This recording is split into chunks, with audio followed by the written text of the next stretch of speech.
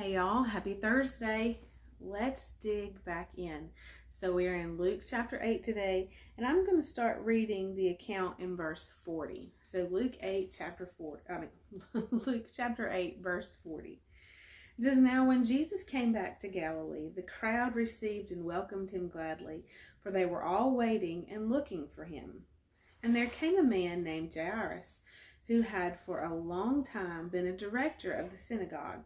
And falling at the feet of Jesus, he begged him to come to his house, for he had only one daughter, about 12 years of age, and she was dying. As Jesus went, the people pressed together around him, almost suffocating him. And a woman who had suffered from a flow of blood for 12 years and had spent all her living upon physicians and could not be healed by anyone, came up behind him and touched the fringe of his garment, and immediately the flow of her blood ceased. And Jesus said, 'Who touched me?' When all were denying it, Peter and those who were with him said, 'Master, the multitudes around you press you on every side.'" And just pausing here, it just said a moment ago that the throngs of people were pressed together around him, almost suffocating him. So it's not that just one person touched Jesus. There were many people touching Jesus. Oh, but when this woman touched him, Jesus knew it. Something was different. So verse 46, "But Jesus said, 'Someone did touch me, for I perceived that healing power has gone forth from me.' And when the woman saw that she had not escaped notice, she came up trembling, and falling down before him, she declared in the presence of all the people for what reason she had touched him, and how she had been instantly cured. And he said to her, 'Daughter, your faith, your confidence and trust in me has made you well. Go, enter into peace, untroubled, undisturbed well-being.'" So let's talk about these two accounts that we've just read. Jesus telling these women to go in peace. And the first one we read yesterday is defined in the Amplified. It says, "Go in peace, in freedom from all the distresses that are experienced as a result of sin."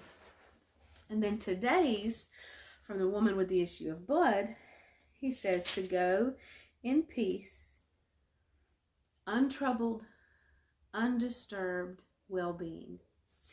And I want to definitely point out that these two women were both given the same message by Jesus, to go in peace, undisturbed well-being, untroubled, free from all the distresses that are as a result of sin, that we experience as a result of sin. And yet their situations or their stations in life were very, very different. The first woman was a known sinner, absolutely well-known sinner, and that's what they call her. I mean, they're just blatant about her. She was a woman of the town, an especially wicked sinner. And then it goes so far as to say, if this man were a prophet, he would know what kind of woman is touching his feet. Jesus, knowing what they are saying, and the word says she's a notorious sinner, a social outcast, and she is devoted to sin. But Jesus changed her life. And so her situation as a social outcast, a sinner, well-known, wicked woman, and the woman with the issue of blood, who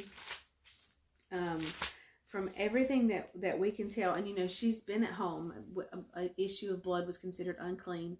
She had been at home. She risked breaking the law coming to meet Jesus, but she knew if she could just meet Jesus, he would make it all right. But she was a good Jewish woman, a keeper of the law. We're not told of any of her mess ups or failures or sins. And when Jesus speaks to her, he calls her daughter. An interesting point of that is that she is, as a Jew, a daughter of Abraham, and has the same rights and privileges and the same promises that Abraham had. And so from him calling her daughter, we pull, or I think of her as one who does follow his teachings, precepts, and instructions. And so both coming from very different lifestyles, very different backgrounds, Jesus tells them both the same thing. Go in peace. Be untroubled. Be undisturbed. Go towards your well-being. Be free from all of the distresses which we experience as a result of sin. Sin both in torment and turmoil and anxiety and frustration, but also in sickness and disease. Peace covers your health, having all the necessary parts in their entirety. Psalm 139 talks about how the Lord God knit you together intricately in your mother's womb. And when he did that, he didn't leave any pieces out.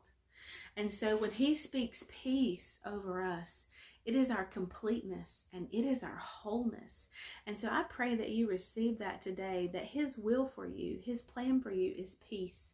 Nothing missing, nothing broken, undisturbed well-being, undisturbed and untroubled, free from the distresses that are experienced in this earth because of sin. And that includes sickness and disease. We'll pick up here tomorrow. I'll see you then. Bye, y'all.